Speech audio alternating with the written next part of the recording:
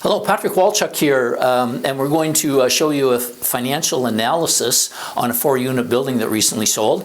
And if you enjoy getting these videos, hit the subscription button, notification bell, and we'll get them sent out to you every 30 days. So let's get into the details of a property that sold in September, and it was a 4-unit building. We'll call it Central Ottawa.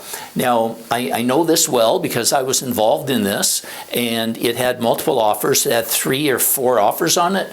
And it was listed for $1,325,000. And by the way, a 4-unit building, it was a double, which is 2 buildings side by side, joined together under one ownership, and it had one legal description. So it was 2 buildings. This side was like a single-family house. It had 4 bedrooms. This side here had been converted into a triplex, so in total it was a 4-unit building. Kind of a weird configuration. So that's what it was. It sold for over list price $1,343,500. Scheduled rental income off the charts. Super high income, almost $136,000.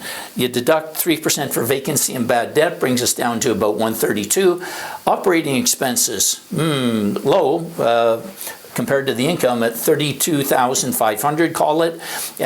You factor in management and maintenance at 10%. That gives us, call it, total operating expenses of $46,000 with an incredibly high NOI of $86,000. So let's take a look at what these crazy numbers mean.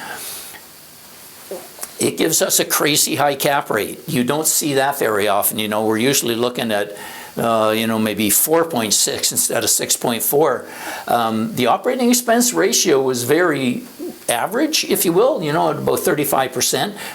These numbers here are extremely low. Sold for 10 times the gross, 16 times the net. Now here's the crazy part. Usually, we're looking at a down payment of approximately 40% in order to have a break even or a small positive cash flow.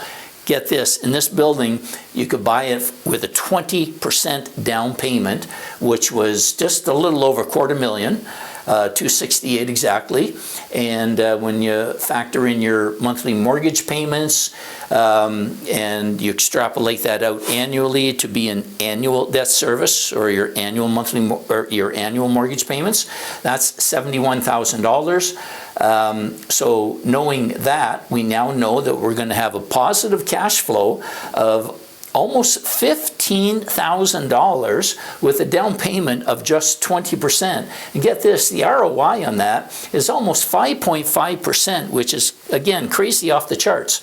Now, the reason for that is that this building, it was built in 1932 or 1934, and some of the units were almost original. Certainly a couple of the kitchens completely original. It was like walking into a museum. It hadn't been fire retrofit.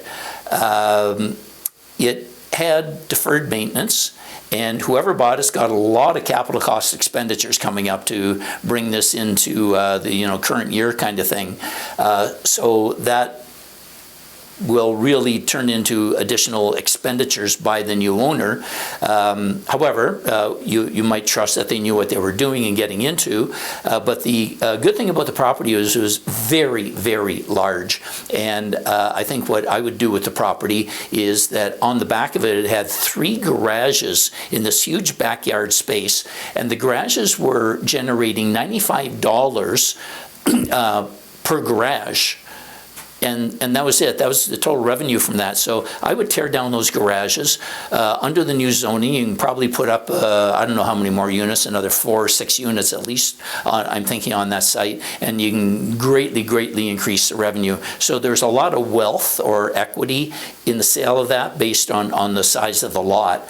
But based on the location or the condition of the property and the income of it, man, it sold for a crazy high price. So that's what happened with this property here. Thank you for watching.